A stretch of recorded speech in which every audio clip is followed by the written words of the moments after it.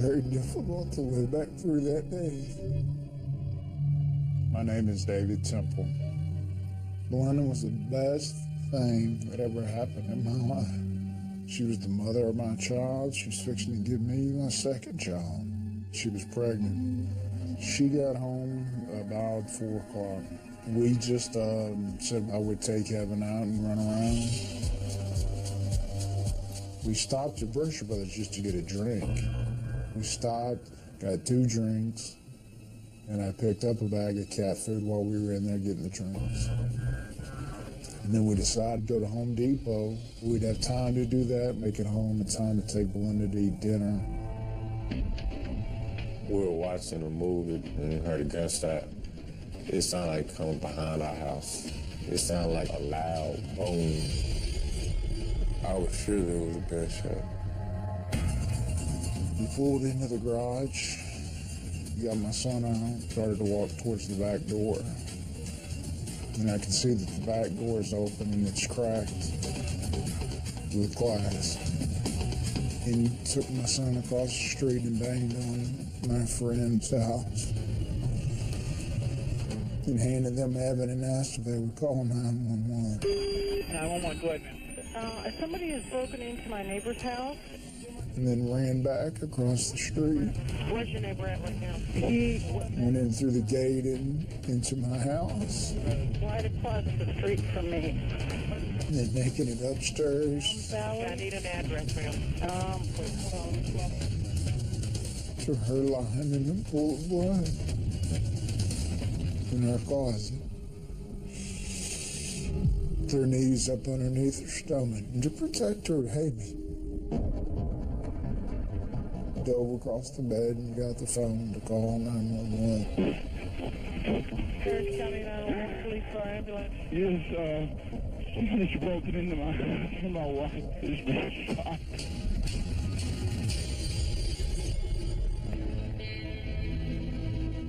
There was what appeared to be forced entry to the back door. There was broken glass inside the house. My name is Dean Holkey. I was a crime scene investigator with the Harris County Sheriff's Office. When I moved her hair over a little bit, that's when you could see the huge hole in the back of her head. Like, okay, well, it's definitely a homicide, so we went to work. The paramedics had already been up there. They already checked the baby for a heartbeat, decided it was not going to happen. It's a terrible thing to see, especially, with the pregnancy. That's something I'll never forget. I won't forget that scene. I love my wife, Belinda, very, very much, and would do anything to have her back with me today. I know she is in a better place, but she is my first thought in the morning and my last thought at night. We're talking about a case where there is no DNA evidence, there's no eyewitness, there's no fingerprints, there's no murder weapon, there's no scientific evidence, there's no ballistic evidence, there's nothing. You're telling me that the sheriff's department is not capable of finding a weapon, that they searched every pond in the area, and that through 9 years that gun was not found? One day the truth will come out. And I hope that is very soon. The Guessing Game. Tonight's 48 Hours Mystery.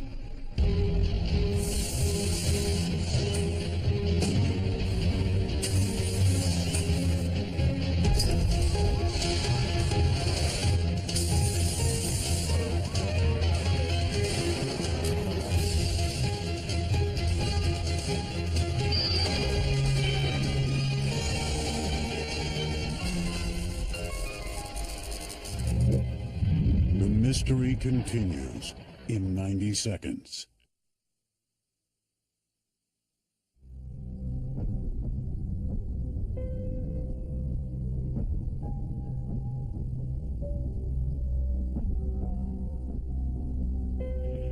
Fire an ambulance, please. This is 911. We have a shooting victim. Go ahead, sir. Oh, I just walked in. My wife, I believe she's been shot. It's got blood everywhere. Okay, sir. Is she breathing? No, boy, I think she's already dead. Even while he made his call for help, David Temple knew his wife had no chance. She had taken a shotgun blast to the head. She's dead. Okay. Have you felt for her to have a pulse? Yeah, she doesn't have one. She's gone. She was? She's gone. And there was also no hope for the baby that Belinda Temple was just weeks away from delivering. We were looking forward to the baby. She was a wonderful mother. David and his 3.5-year-old son, Evan, were now alone. How did you tell Evan what happened to his mother?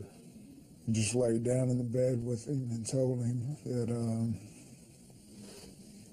some bad men had broken into the house. And Mama's heart stopped. And she's going to be with Jesus, and she won't be with us anymore. Suddenly, a single parent, David turned to his parents.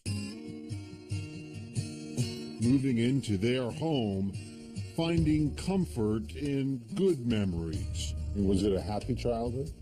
Wonderful, wonderful. The Temple family was well respected in Katy, a Texas town near Houston. Grew up very close to family. Uncle next door, grandmother 2 houses away. So very tight-knit, close family group. David was a gifted athlete. Anything you could do with a ball, we did. I played everything I could. He became a star defensive linebacker for Katy High School.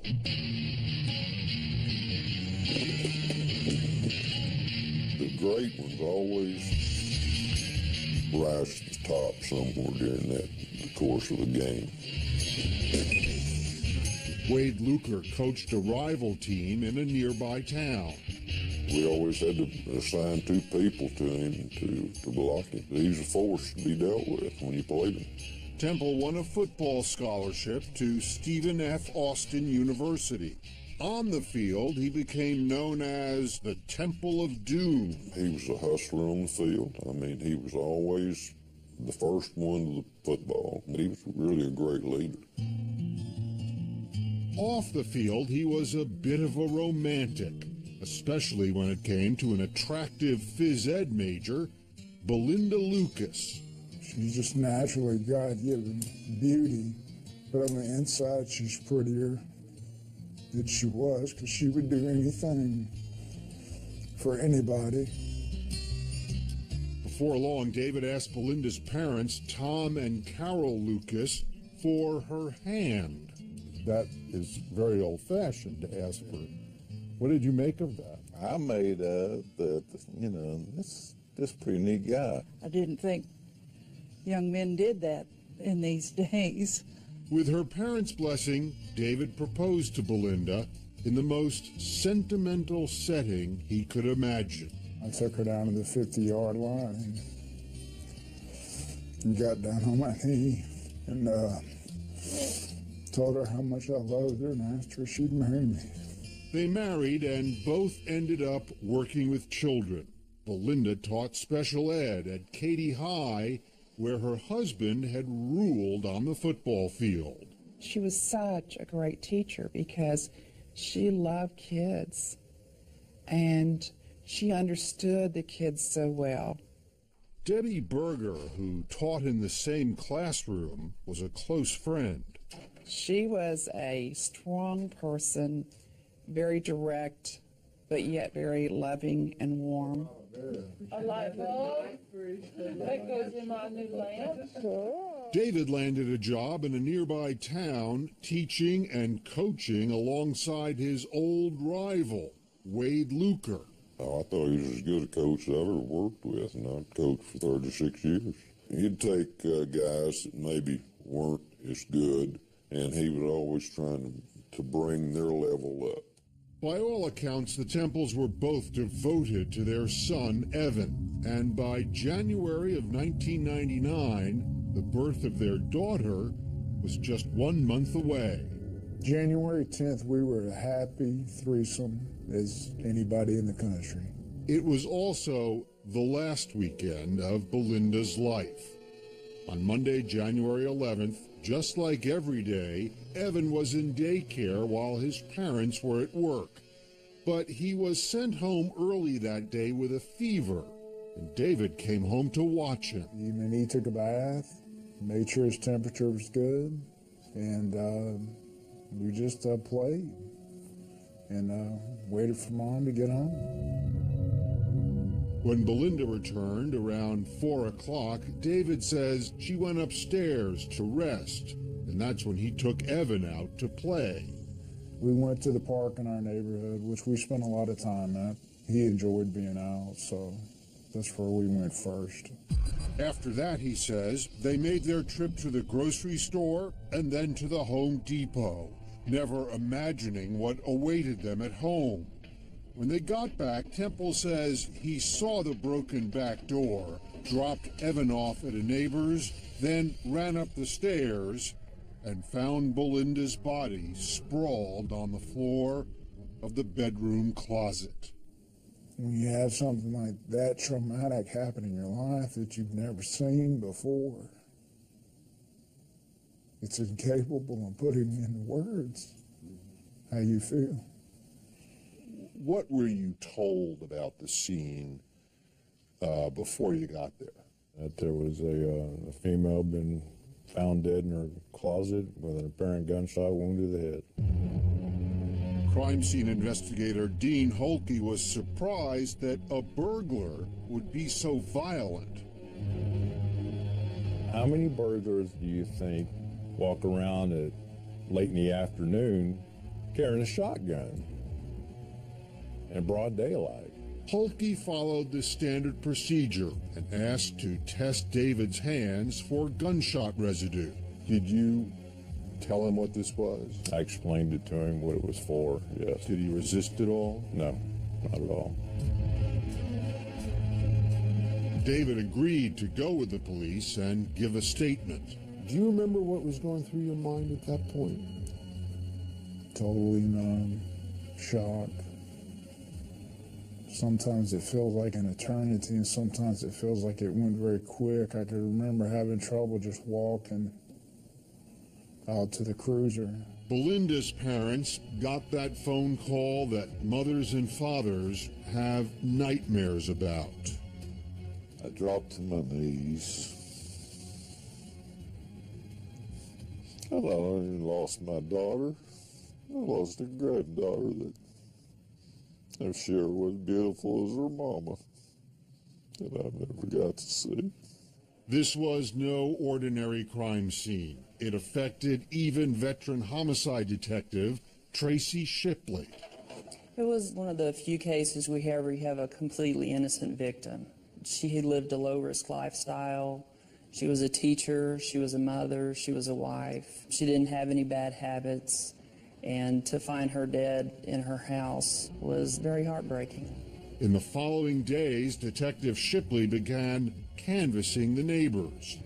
Pretty much got the same story from everybody. It was a typical house. They would see them out doing yard work. They looked very happy. But the police would soon learn that one young neighbor lied about his whereabouts that day. And he had had a run-in with Belinda Temple before.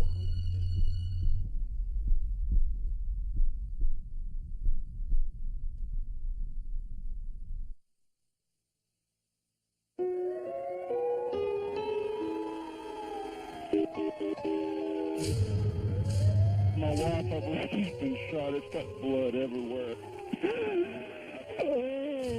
Oh.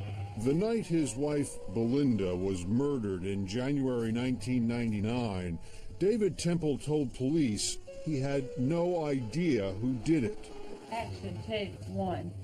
I got the bag. Everybody liked Belinda, didn't matter where she was. But later he wondered about one of her students, the temple's next-door neighbor, Riley Joe Sanders. They had had several battles that I was aware of. At the time, he was 16 and perpetually truant. Belinda had reported him to his parents. Do you think he killed Belinda? I honestly don't know. Riley Joe Sanders told a reporter he was in school all day, but later admitted to the police he cut out to smoke pot with friends. He was known to use his father's 12-gauge shotguns, guns like this one, without permission. His friends had stolen shotguns a few weeks earlier, and Sanders was in the area around the time that other neighbors heard a sudden and startling noise. I heard a loud boom, boom. Growing up, Ed and Herman Roberts lived in the house behind the temples. This is Herman Roberts. He's 6 years old. The police spoke with them shortly after the murder. How many times did you hear that? One. I thought it was a gunshot. I was sure that it was a gunshot. But when exactly did the boys hear that bang? Hello. They happened to be watching Dr. Dolittle at the time, and 9 years later, they remember the exact point in the film when they heard the sound. Right there. Right here. Stop it here. That scene is 24 minutes and 50 seconds into the movie. With that information, police could calculate roughly when the boys heard that noise. They were dropped off here at the bus stop at about 3:45. They went home, did about 10 or 15 minutes worth of homework, horsed around a little, and started the video. That would mean, if the boys are correct, that the shot was fired at about 4:30. That was the time that David was out shopping. He and Evan were caught by a surveillance camera at that grocery store. Within days, police discovered that Riley Joe Sanders lied about where he was. They asked him to take a lie detector test. He agreed and failed at least twice. But there was no way to link any of the shotguns Sanders and his friends had to the crime, and there was no other evidence to put Riley Joe Sanders at the scene. What's more, the police had another suspect in their sights. This is Belinda Temple's shoes that she was wearing, the pants, the actual glasses. Homicide Detective Dean Holke was a crime scene investigator when the case began. This is her cell phone, the cordless phone that was found in the closet. He looked at the temple's broken back door. Something about the way the pieces of glass fell seemed odd to him. You would expect the glass to go in the direction of the break, yet the glass in this one was inside the house, further into the living room. You take a picture of the glass? Oh yeah, several. He took a lot of pictures. And a lot of what Holke saw that day made him wonder if a burglar had really broken into the home. The TV was down on the floor, but it's not unplugged. You're there to steal a TV, or you're first you're going to unplug it, right? He started to think that the scene had been staged. There's jewelry out in the open. Big, huge gold Southland Conference Championship football ring. That's a lot of gold sitting there. And there was more. It sounds bad. I know it looks bad. Detectives were troubled to learn that David had become a little too close to a fellow teacher named Heather Scott. The popular football coach had neglected to tell the police just how popular he was. We started emailing, flirting through the emails, talking just about going to happy hour, calling her sexy. It's nothing what I would call nasty or provocative. Police questioned Heather twice. The first time, she said, although she and David had never been alone, they had what she called a casual romantic relationship. What does casual romantic mean? Well, romance to me means moonlight, wine, maybe some candles, dinner. But Detective Tracy Shipley took a second statement from Heather, given after Heather consulted a lawyer. She said, I just need to explain our situation a little more. He was at my house for New Year's Eve. And this time, Heather said the relationship was somewhat more than casual. She said that they had had sex. David admits he spent that New Year's Eve at Heather's apartment. And what did you tell Belinda? I told Belinda that I was going hunting with a friend. But he insists Heather meant nothing to him. Did you love Heather? No. At the time? No. So this was just a physical Totally thing. physical. You left your wife while she was pregnant to be with this other woman, and you felt nothing for her? I enjoyed the attention. Were you happy with Belinda? Very much. I loved my wife very much. Would have laid my life down for her. What I did was wrong. Heather's signed statement says that just 3 days before Belinda was killed, quote, David said something like, I think you know I have totally fallen in love with you. She said that he used those words. Yes. I'm falling in love with you. You know, I think I'm falling in love with you. David denies saying that. I didn't want to be with Heather. Heather knows that. Whatever the relationship was, it was not a secret anymore. And David knew that put him under suspicion. I knew there would always be a cloud there from what had happened, and people would have doubts. 3 months after the crime, a grand jury was convened, and in the end indicted nobody. Not Riley Joe Sanders, the neighbor who police all but dismissed as a suspect. Not David Temple, the man police believed committed the crime.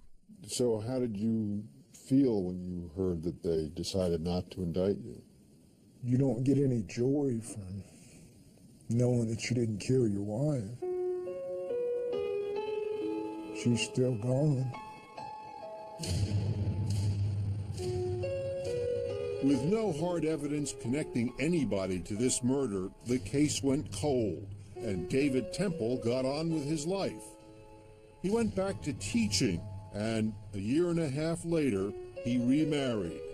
His new wife, Heather Scott. You just kind of shake your head and think, I guess it wasn't a casual relationship.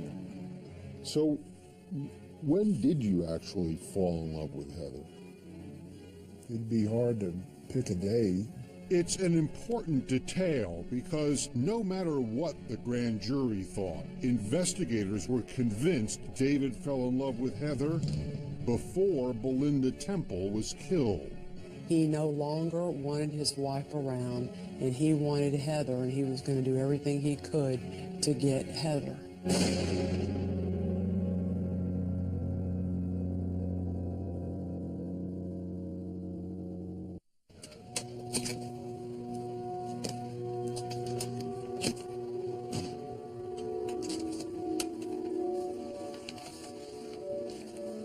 It's frustrating when you know all along of who did it and know that they're just walking around, moving on with their life, getting married, doing everything they've always done. Detective Dean Holtke could do nothing but seethe as David Temple resumed his life. People are like, there's no doubt he did this. Why can't y'all do anything? Despite David's apparent alibi, the police had believed Temple was responsible for his wife Belinda's murder pretty much from day one. Did I have an opinion that it was a staged crime scene? Absolutely. But years passed, and still no one was charged with the crime. Somebody's dragging their feet. They're not getting the job done. Belinda's parents, Tom and Carol Lucas, suspected David after they learned he had betrayed their daughter. The Lucases did all they could to keep the case alive. They paid for a billboard next to a busy highway, and they took television crews to their daughter's grave. Love you, babe.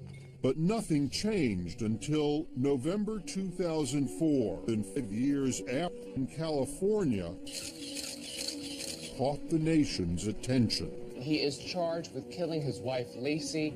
Guilty of the crime of murder. Scott Peterson was convicted of killing his pregnant wife, Lacey. The Lucases saw parallels to their case and contacted the prosecutors once again. This time, the case landed on the desk of one of the toughest DAs in the nation. I got it under control. I know what I'm doing. Kelly Siegler. I believe that David Temple was guilty. With a record of high profile, 1, 2, high energy, 3, 4. and highly dramatic prosecutions. Like you're mad, like you're afraid, like you can't stop. This time, she had no murder weapon to work with. You didn't have the gun. No. No incriminating fingerprints. There is no DNA evidence. And no eyewitnesses. So what did you have against him?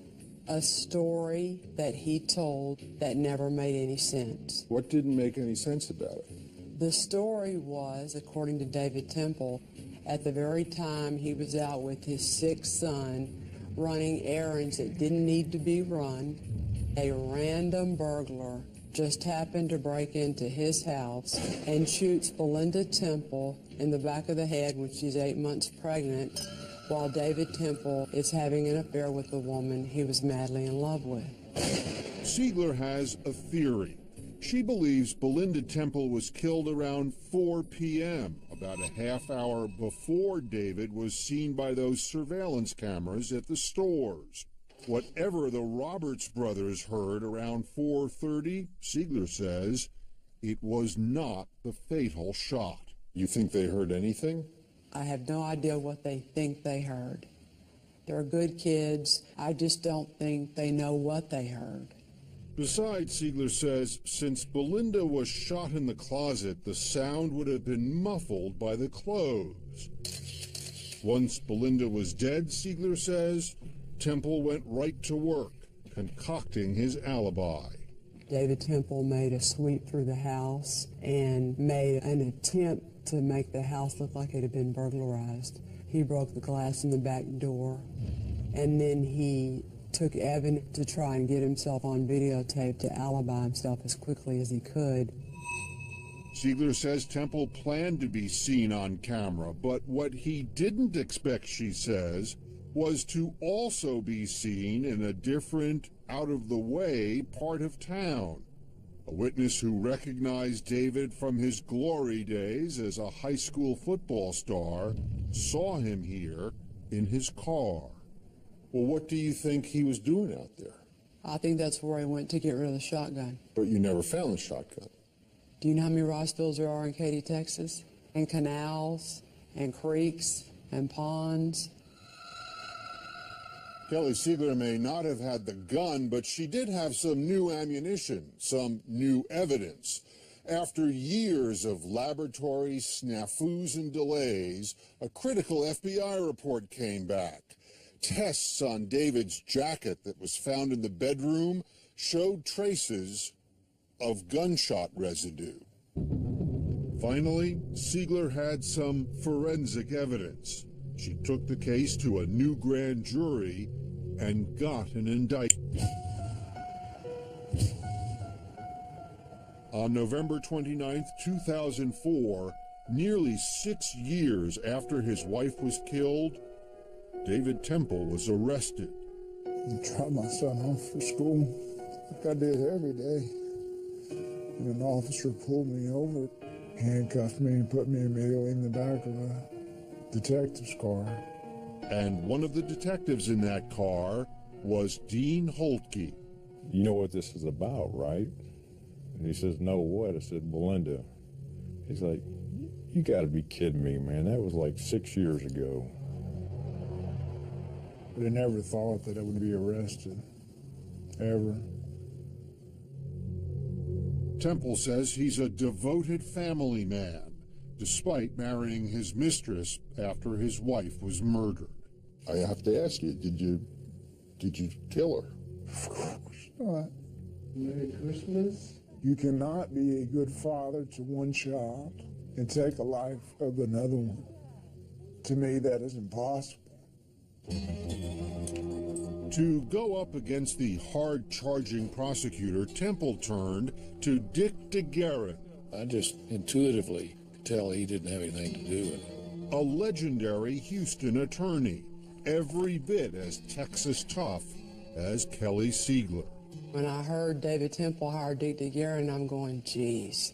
The two lawyers had clashed many times before. She's extremely aggressive. But so is DeGuerin, who immediately goes gunning for what might be Siegler's best evidence, that gunshot residue found on Temple's jacket. It's really junk science. The jacket could be expected to have gunshot residue because it's airborne. It could get on anything in that room, probably was on just about everything in that room. Even before the trial begins, the judge agrees with DeGuerin and throws out the evidence. I thought that we had won a major battle. It's a setback for Siegler, but she remains confident. Dick, if we don't have the gunshot residue, the case is just fine anyway. So this is now a purely circumstantial case, and DeGuerin says circumstances point more directly to Temple's troubled teenage neighbor. He was a rotten little juvenile delinquent. Riley Joe Sanders. Do you think Riley Joe Sanders killed Belinda Temple? My opinion is that he's much more likely to have done it. We checked out Riley Joe Sanders. There's nothing in the evidence that makes him a true suspect. But DeGuerin believes Siegler is ignoring Sanders and is hell-bent on convicting David Temple. Kelly Siegler came in and made chicken salad out of chicken feathers. All right. The state of Texas versus David Temple is shaping up as the battle of the Texas Titans. She wanted to win. What does that say about David Temple? Not that she wanted to see justice done. Where's the gun? He got rid of it. She wanted to win.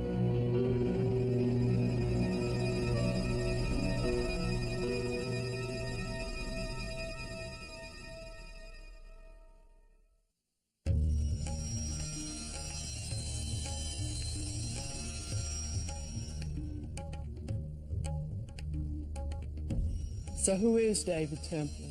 You're going to hear a lot about him in this trial. He's a man who grew up in Katy, Texas. He's a man who nobody ever said no to. In October 2007, prosecutor Kelly Siegler unloaded her evidence against David Temple in front of a jury. The defendant says to Heather Scott, "You know I'm falling in love with you." 3 days later, Belinda Temple was executed in the back of the head in the home where she lived with this man.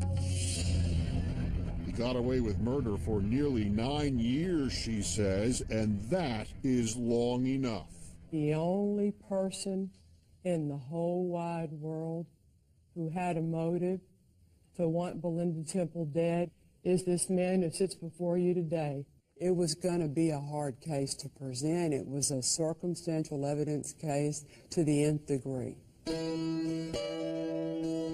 In his opening statement, attorney Dick DeGuerin comes out swinging. The detectives focused on David.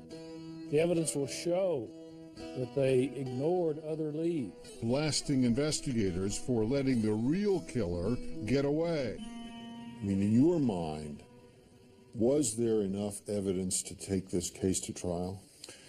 I don't think so. But Detective Dean Holke says the evidence shows David's claim that his house was broken into is impossible. If the door is sitting in this position closed and locked, and an intruder is going to make entry and break it out here, you would expect that the glass would be in that direction, in the direction Straight of out. the break. Exactly. But you found it off to the left. Yeah, well, we found it's more consistent with the door being already open and hitting it, going into the living room. And so you think what? The door was open. Well, that doesn't sound like forced entry. No. DeGuerin argues those pieces of glass flew out when David barged into the house looking for his wife. David had to push it aside when he ran full bore into the house. And as he slammed it to the side, the shattered glass that was remaining in the door frame would have then been propelled out. For 2 weeks, Siegler calls 23 witnesses, who were not allowed to record any of their audio. DeGuerin has answers for everything. The witness who claims he saw Temple at that out-of-the-way intersection, DeGuerin says the man is mistaken about the date. David had no reason to be coming down that road at that time, although David frequently drove on that road in other days. How in the world did a burglar ever get past that dog? Prosecutors insist an intruder could not get past Temple's dog, Shaka, who was in the yard. But DeGuerin says, in fact, Shaka was locked up. Shaka was in the garage. With the doors closed? Sure. DeGuerin insists there is no real evidence against Temple. And furthermore, he says, Siegler knows it. Let me put it this way. I didn't think they played well together. Judge Doug Shaver has his hands full. He has to keep the trial moving and keep the lawyers from each other's throat. What was that like for you? It's difficult. I believe someone could have said good morning, and the other side would have objected to it. You've been up against DeGuerin before. Too many times. Has he ever beaten you? No. Proud of that. Not really. Really? Not. I would be. Because he's that special. Siegler continues to fight not just with DeGuerin, but with everyone on David Temple's side, especially one of the most reluctant witnesses. She had been described to me as a very beautiful, sexy woman. David's current wife, Heather. And I couldn't believe how thin she was and how tired she looked. David and Heather have always said their early relationship was not serious. It was a brief fling. But it complicated your job. Of course it did. Siegler doesn't buy it and grills Heather, who blurts out a less than flattering account of sex with David, saying it was, her words, not memorable.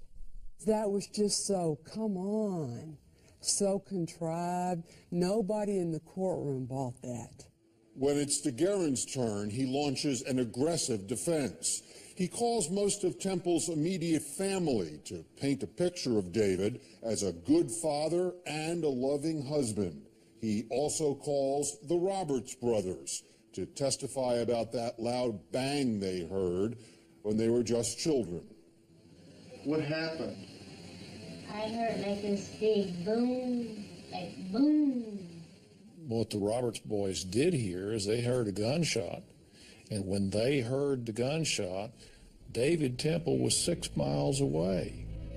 But DeGuerin believes the best witness for David Temple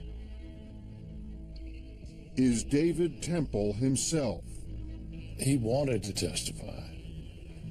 I wanted him to. In my heart, I truly believe that David Temple is innocent.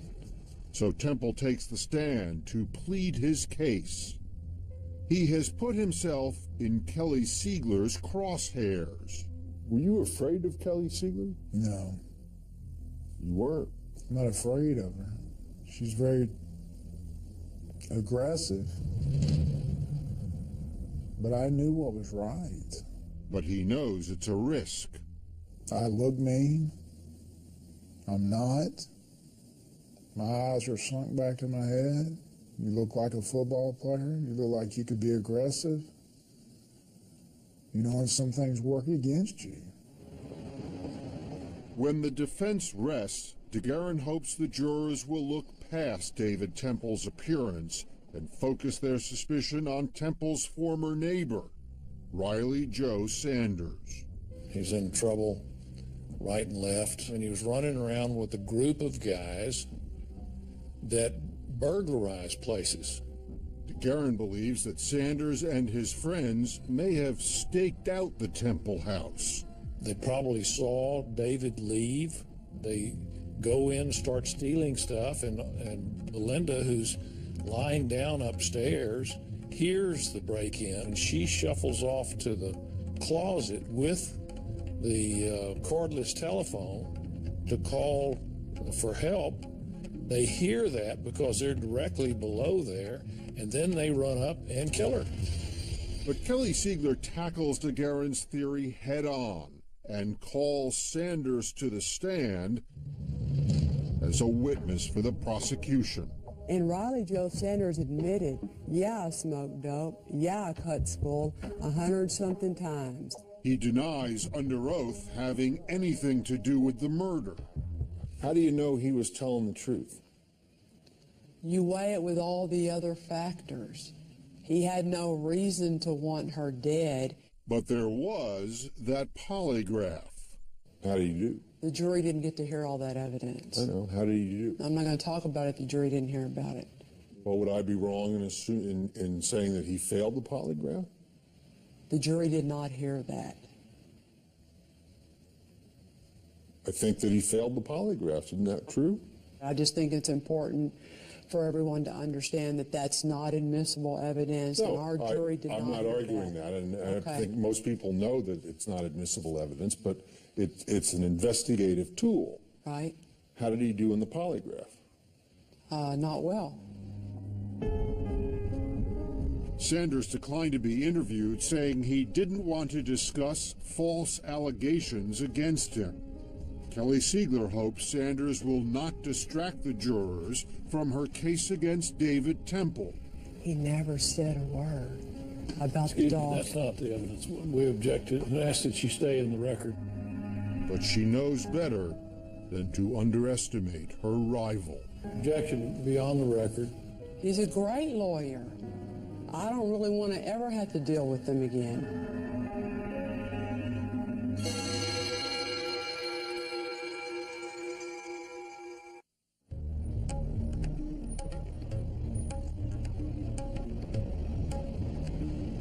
I was worried. Kelly's extremely effective. There was a lot riding on the trial for him and for us. All rise. Defense attorney Dick DeGuerin's job as he begins his closing argument, ladies and gentlemen, is to focus the jury's attention on the boy next door. There is more circumstantial evidence against Riley Joe Sanders than there is against David Temple. He wants the jury to remember that Riley Joe Sanders lied. At first, he denied having cut school that day. Why? And he argues that while David Temple was wrong to be unfaithful, it was a casual, romantic relationship. He is guilty of nothing more than adultery. The circumstances do not lead to the inescapable conclusion that David Temple murdered Belinda. They simply don't. If you have that reasonable doubt, you must vote it.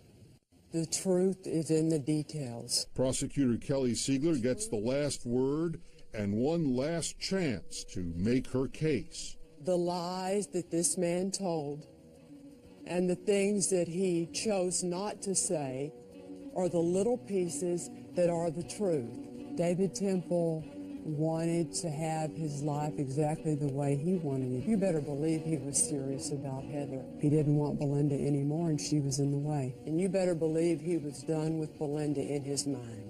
All she's doing is character assassination. Talk about controlling. Her to stand behind you and point at you. He decided everything. It's horrible. And what did David Temple say? If I'm not going to get in his face and point at him and accuse him and glare at him, who is? The judge can't do it. His lawyer certainly won't. Belinda's family can't. I don't have words for what I would say about her. You know with all your heart David Temple is guilty of murder. But Siegler still has no forensic evidence, and as the jury begins to deliberate, David Temple is optimistic. We had already planned where we were going for dinner to celebrate. Belinda's parents, Tom and Carol Lucas, are worried. I didn't bite my nails because I didn't have any left. After only 8 hours, Bring them to me. the jury has its verdict. We, the jury, find the defendant, David Mark Temple, guilty of murder.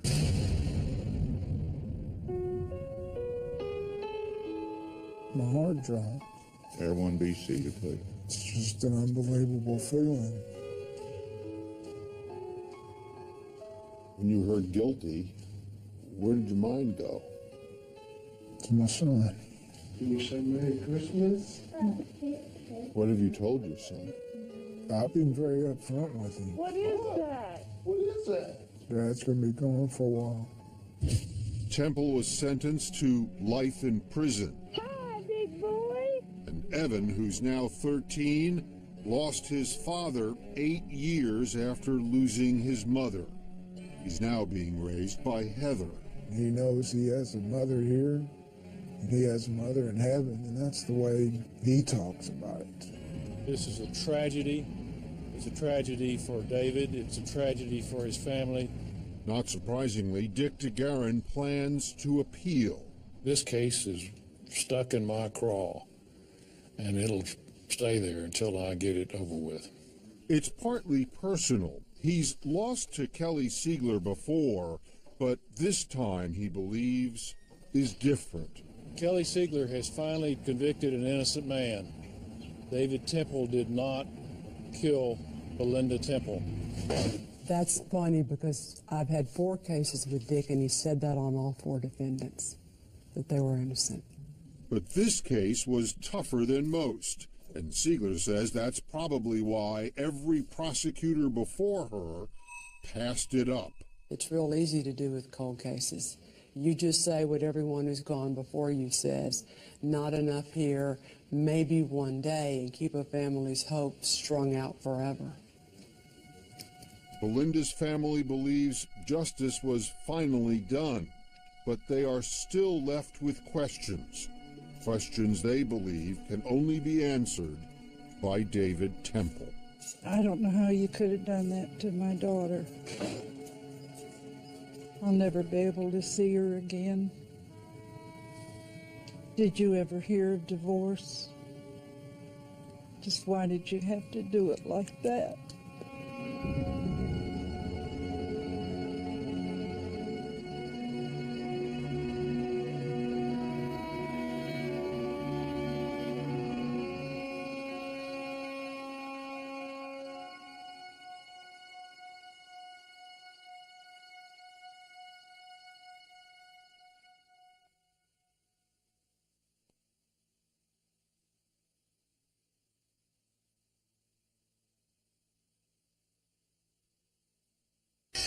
Mr. Winger acted in self-defense, and no charges will be filed against him.